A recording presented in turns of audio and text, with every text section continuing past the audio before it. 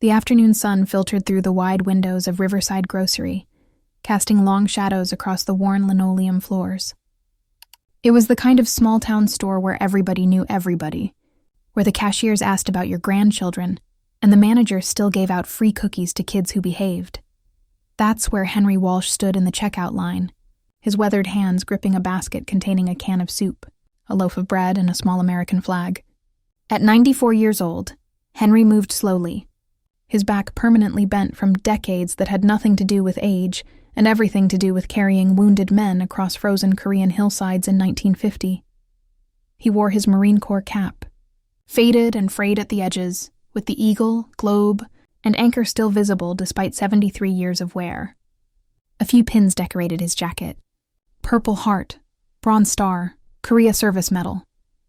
Most people who passed him in the store didn't notice. Those who did offered respectful nods that Henry always returned with a small, dignified smile. The line moved slowly. A young mother juggled a crying baby in a full cart. An elderly woman counted out exact change with trembling fingers.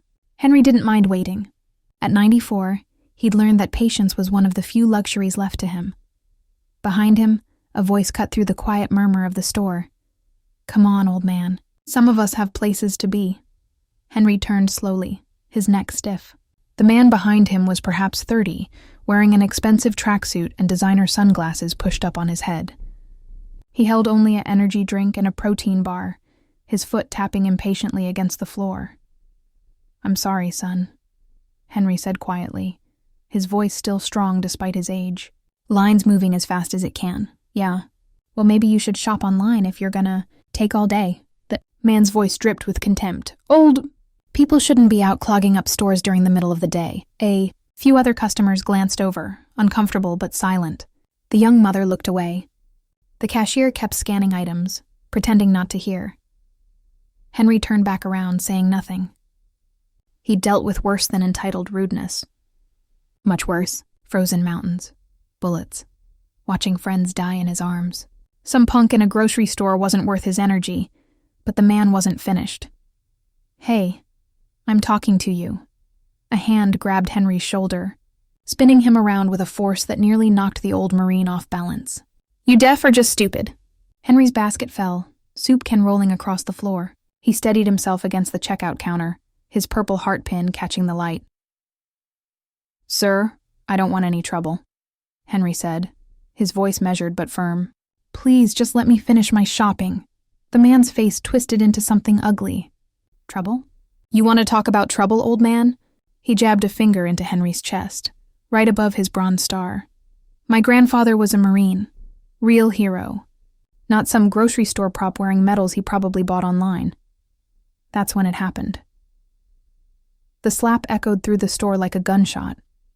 Henry's head snapped to the side, his Marine Corps cap flying off and skittering across the floor. For a moment, the 94-year-old veteran just stood there, one hand slowly rising to touch his reddening cheek, his eyes wide with shock, and something that looked like profound sadness. The store went absolutely silent, and then everything changed. The young mother abandoned her crying baby in the cart and stepped forward, her voice shaking with fury. "What is wrong with you? He's 94 years old." The elderly woman who'd been counting pennies slammed her purse on the conveyor belt. "I saw that." "Everyone saw that! You just assaulted a veteran." But it was the store manager, a thick-necked man in his 50s named Roy, who moved fastest. He came around the counter like a freight train, his face red with rage. "Get out," Roy said, his voice dangerously quiet. "Get out of my store right now." The man in the tracksuit laughed nervously, suddenly realizing that everyone in the store was staring at him with expressions ranging from disgust to barely controlled anger. "Come on, it was just a little tap." Old guy was being disrespectful. Disrespectful? A new voice came from the back of the store. An older man, probably in his 70s, walking with a cane. He wore a Vietnam veteran's cap. "Son, you just put your hands on a Korean War Marine. You have any idea what that means? If you believe that respect for those who served should never fade, that heroes deserve dignity no matter their age, take a moment to subscribe, because what happened in that grocery store in the next 5 minutes reminded an entire town what it means to stand up for what's right. The Vietnam vet reached down and picked up Henry's fallen cap, dusting it off with gentle reverence before placing it back on the old Marine's head. "Semper Fi, brother," he said softly. Henry's eyes glistened. Semper Fi. More people were gathering now. A teenager pulled out his phone and started recording. The young mother had already called 911. 2 off-duty construction workers blocked the exit, their arms crossed. "You're not leaving," Roy said flatly. "Not until the police get here." The man in the tracksuit's bravado was crumbling fast. "This is ridiculous." "It was nothing." "He's fine." "Nothing?" Roy's voice rose. "You assaulted a 94-year-old decorated war veteran in my store. You think that's nothing?" "I didn't know he was... didn't know?" The Vietnam vet's voice cut through. "He's wearing his cap. His medals. What did you think those were? Fashion accessories?" The sound of sirens grew louder outside. 2 police cruisers pulled into the parking lot. When the officers walked in, the entire store erupted in voices, everyone trying to explain what they'd witnessed. The teenager held up his phone. "I got it all on video, officers." Every second. The man in the tracksuit was handcuffed within minutes.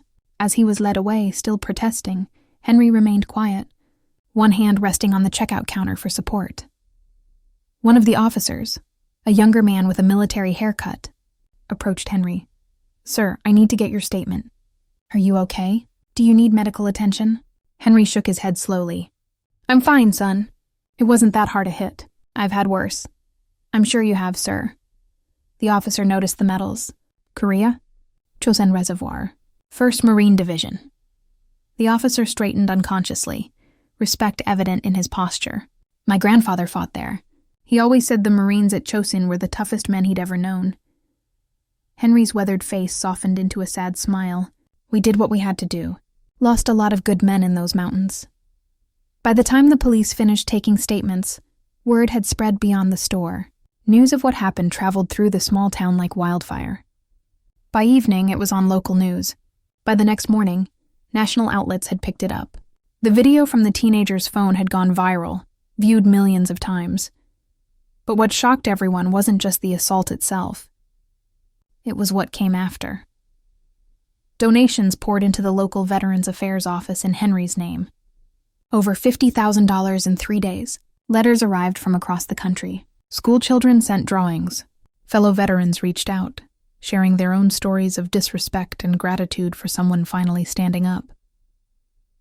The man who slapped Henry, identified as Brandon Morris, faced criminal charges for assault on an elderly person. His employer, after seeing the video, terminated him immediately.